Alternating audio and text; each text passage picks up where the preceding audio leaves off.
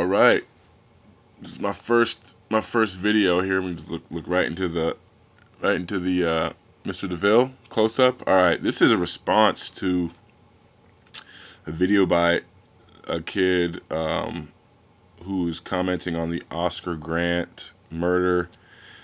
I studied, not to be like I'm an intellectual, but I studied a little bit about criminology, sociology, and the reality of the situation is Oakland has historically been a fascist police department. If you can recall, the Black Panthers were started in Oakland in response to what was happening in the communities, the police brutality, the profiling. Basically, Oakland police were attempting to confine the blacks to their part of town. And as you can see, that mentality hasn't gone anywhere. It's not widespread, but people are still getting smoked. Just last week, another kid was shot 12 times in the back.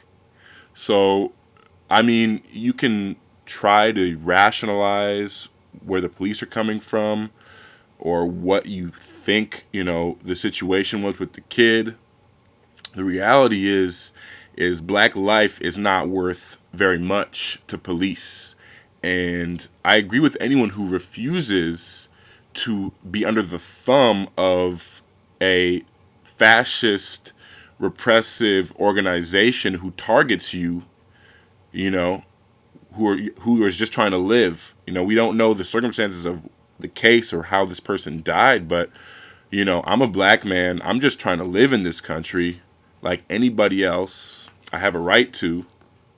And I've been profiled. I've been, all that stuff. All that stuff. Does it excuse, I'll take responsibility when I was messing around, but in situations like this where there's deadly force being used on unarmed people who are in handcuffs face down on the ground, I don't know what you're getting upset about. This is reality. People are getting smoked by the police every day. Not every day, but people are getting, screwed over by the cops every day because they're black men, and and there's so much fear built in. So that's what I wanted to really say. I kind of understand where you're coming from, but at the end of the day, I'm just like, man, you're sounding very neoconservative. Like maybe you want to take Juan Williams' job over at Fox News and be like the black, speaking for the whole universe of black people instead of just as us as individuals kind of thing. Or you can be Bill O'Reilly's right-hand man and, kind of kowtow and kind of do the shucking and jiving bit for him. I don't know where you're coming from, but anytime I see black people siding with the police, I gotta do, huh? What? What? You're taking the police aside for this? Man, I don't know about that one, bro. Speeding tickets, okay, whatever. You really obviously don't know anything about what you're talking about. Is really what it sounds like.